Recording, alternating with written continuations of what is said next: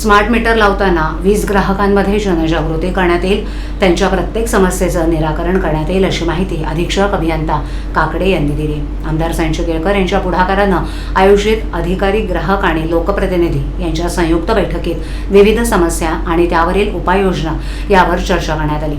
भाजपच्या खोपट येथील कार्यालयात आयोजित 115व्या जनसेवकाचा जनसंवाद या उपक्रमात आमदार केळकर यांनी स्मार्ट वीज मीटरबाबत वाढत असलेल्या तक्रारींचं निरसन करण्यासाठी संयुक्त बैठक घेतली। यावेळेला वीज मंडळाचे अधीक्षक अभियंता काकडे, विविध विभागातील ग्राहकांचे प्रतिनिधी आणि लोकप्रतिनिधी उपस्थित होते। यावेळेला केळकर यांनी ग्राहकांमध्ये असलेला संभ्रम, त्यांच्या समस्या मांडल्या।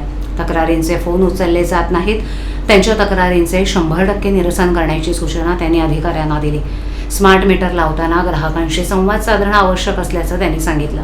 या बैठकीत तक्रारी आणि त्यावरील उपाययोजना यावर सकारात्मक चर्चा झाली। यावेळेला बोलताना काकडे यांनी सांगितलं की कायद्याच्या तरतुदीनुसार स्मार्ट मीटर लावण्यात येत असून ग्राहकांशी संवाद न साधता मीटर लावण्यात येणार नाहीत। ग्राहकांमधील संभ्रम दूर करण्यासाठी एखाद्या ठिकाणी स्मार्ट मीटर लावताना तिथे 20% मीटर जुनच ठेवण्यात येईल, जेणेकरून नवीन आणि जुन्या मीटरमधील फरक कळून येईल।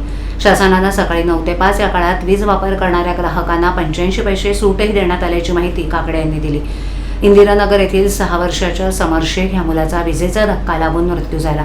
महावितरणच्या निष्काळजीपणामुळे ही दुर्घटना घडली असून त्याच्या कुटुंबियांना नुकसान भरपाई मिळालीच पाहिजे असा आग्रह यावेळेला केळकर यांनी धरला की जेणेकरून आता जी खऱ्या अर्थाने लोकांच्या मनामध्ये शंका आहे, संभ्रम आहे की स्मार्ट मीटर फास्ट पडतात, बिलं जास्ती येतात आणि त्याच्यामध्ये तथ्य पण आहे आणि त्याच्यामुळे त्याच्यावर उपाययोजना करणं हे अत्यंत आवश्यक गोष्ट आहे।